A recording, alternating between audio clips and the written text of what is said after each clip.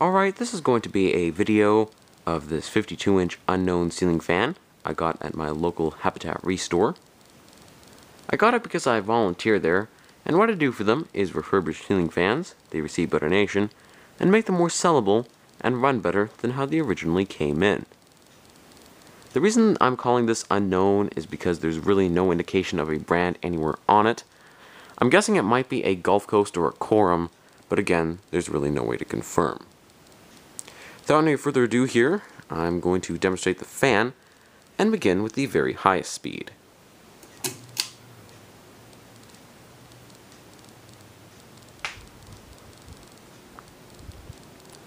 And I did put a piece of black tape on one of the blades to indicate RPM. When this fully speeds up, I'd say it's probably going to spin at around 245 to 250.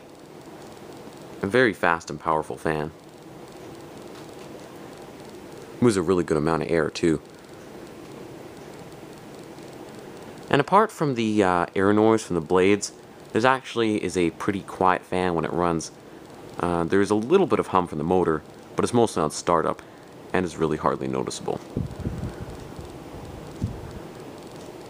Alright, now I'm going to move on to medium speed.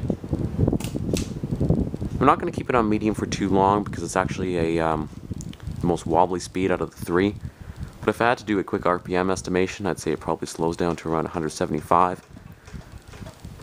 Alright. Low speed. Low in this fan is actually pretty graceful, and it's not only aesthetic but also practical because it does push some air.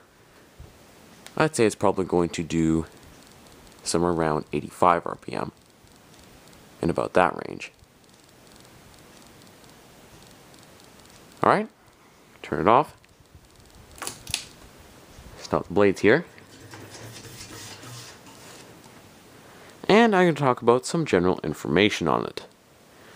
For some reason, the original lead wires from the fan were actually burnt. That's why I'm actually flush mounting it, because it had a down rod. However, I had to cut them significantly, so really the only mounting option now would be flush mounting with their current length. I really don't know how that happened, because the fan is in electrically perfect condition. As you saw there, it works fine. I'm really at a loss to actually what caused that. Another thing is this is undoubtedly an American model because it has a reverse switch on the side of the switch housing, as you can see there. It's from 1995, and pretty much every Canadian fan that you could buy around this time actually had a reverse pull chain instead. The fan is actually manufactured by Halsey, which is what leads me to believe that it's either a Gulf Coast or a Corum, because both those companies used Halsey to make a lot of their models. Now I'm going to be touching on some pros and cons about the fan and what I would rank it out of 5 stars. First, starting with the pros. I really like the elaborate design on the fan. Definitely a lot of attention to detail went on there. And it's not only on the motor housing, but also on the blade badges and switch housing as well. Also, all the parts of the fan are extremely well constructed. Metal is rugged and heavy duty. And the blades, even though they're not real wood, are actually plywood instead of just cheap MDF.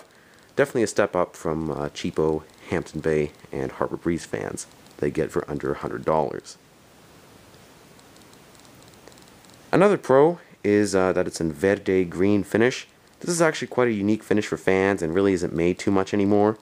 It was popular in the 1990s, and as a general rule of thumb, I do quite like 90s decor, so this definitely goes along with the theme. I'd say probably the last and even the most significant pro of this fan, because it's really the heart of the whole thing, is the motor, because it's extremely powerful, moves a ton of air, and I believe it's a 188 by 20, so quite large indeed. Spins the blades really fast. As for the cons, as you saw there, on medium it does wobble quite badly. That is because this fan was banged around a little bit, and which also caused some aesthetic issues. I'll find the blade that has it. I believe it's this one. You can see that the sides of the blades are kind of chipped, so yeah, this fan wasn't necessarily in the best of condition because it was quite dirty, and there's some scratches on the blades and such. But it still performs really well, so overall I'd probably have to give it 4.5 out of 5 stars. Very solid. Whoever made it definitely put a lot of attention to detail in it. So yeah, anyway guys, thank you for watching. Hope you enjoyed the video. And if you could tell me the actual brand of this, or maybe the model, that would be much appreciated.